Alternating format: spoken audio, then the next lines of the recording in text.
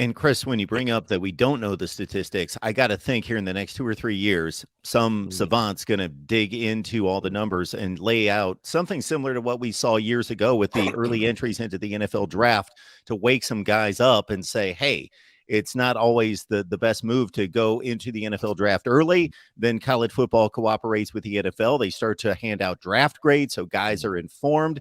And maybe there's some information that's going to be dug up and compiled here in the next few years to kind of lay it out for college athletes to let them know, hey, this is still a viable option. It still could be the right move. You just need to be informed about, the possibilities out there. Yeah, and I mean it's impacted high school recruiting too, right? It's impacted JUCOs. It's impacted.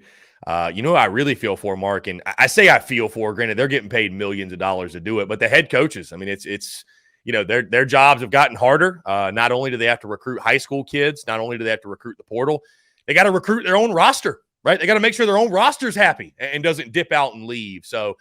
Again, the transfer portal giveth, the transfer portal taketh away. And I've said many times to Gamecock fans that I feel like we'd be very hypocritical to be harsh about the portal and talk negatively, because South Carolina has been one of the biggest benefactors of it when you look at Spencer Rattler and Juice Wells. And you look at this past year's team that was led by so many transfer portal talents. You know what I mean? So, on the flip side, on the positive, I think it's given a football team like South Carolina, it's given the Gamecocks, their program, an opportunity to, no longer does it take 4, 5, 6 years to build a program, Mark. I mean, realistically, a guy like Spencer Rattler, if you just, you look back in the old days of just recruiting, right, it may have taken you like 3, 4 years to get a guy like that, and then another 2, 3 years to groom him to the level to where he was ready to go and make a big impact. Now, boom, you insert him right away, and you get an 8-win season. So, but that's also why the expectations, coaches are not getting 5, 6 years to build a program.